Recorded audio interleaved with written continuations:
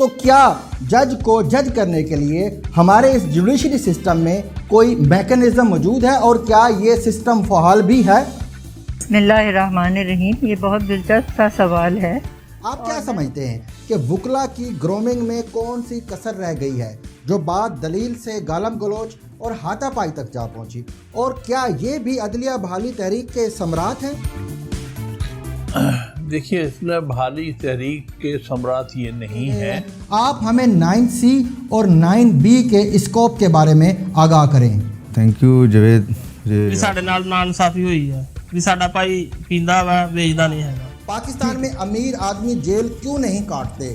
کیا یہ کہنا غلط ہوگا کہ پاکستان دنیا کے نقشے پر وہ واحد ملک ہے جہاں امیر آدمی جرم نہیں کرتے؟ ہم تارڑ صاحب ملزم ٹرائل کورٹ سے بری ہو گیا، ہائی کورٹ نے بھی ماتحت عدالت کے فیصلے کی توثیق کر دی۔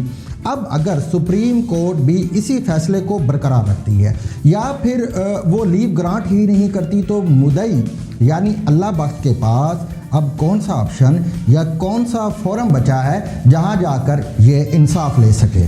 اللہ بخش کے پاس سب سے بڑی عدالت بچے گی، وہ اللہ تعالیٰ کی عدالت ہے۔ دیکھیں، میری نظر سے تو نہیں گزری ہے ایسی کوئی نظیر، لیکن میں سمجھتی ہوں کہ ہمارا جو آپ نے آئینی پٹیشن کی بات کی، تو کانسٹیٹیوشن جو ہے یہ کانٹریکٹ ہے between peoples of Pakistan and state of Pakistan. Salman sahab, ایک تاثر یہ بھی ہے کہ جج صاحبان CPC یعنی سیول کیسز میں 100% لیگل مائنڈ سیٹ اپلائی کرتے ہیں، جبکہ CRPC یعنی فوجداری مقدمات میں صرف 10% لیگل مائنڈ سیٹ اور 90% خود جج کی ثوابدید پر فیصلہ ہوتا ہے۔ کیا یہ سچ ہے یا یہ محض ایک افواہ ہے؟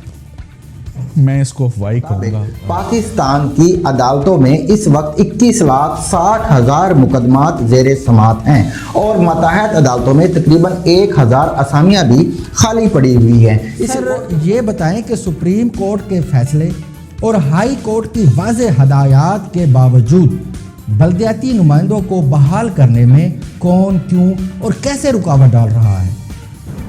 بسم اللہ الرحمن الرحیم۔ جیسے آپ نے خود فرما دیا کہ ہمیں 25 مارچ 2021 کو سپریم کورٹ آف پاکستان نے کہ 2-2.5 سال کیس چلنے کے بعد بحال کر دیا تھا، تو ایک اس فضا میں اس وقت ہمارا جو اجتماعی شعور ہے وہ مکمل طور پر مفقود ہو چکا ہے، فنا ہو چکا ہے، اور اس وقت ایک غل غپاڑے کی سیاست ہو رہی ہے، اور یہ غل غپاڑا اسی منظرنامے سے ابھرا جو اسٹیبلشمنٹ 2011 میں PTI کی شکل میں سامنے لے آیا تھا، اور وہ غل غپاڑا اب اسٹیبلشمنٹ کے گلے بھی پڑ گیا ہے۔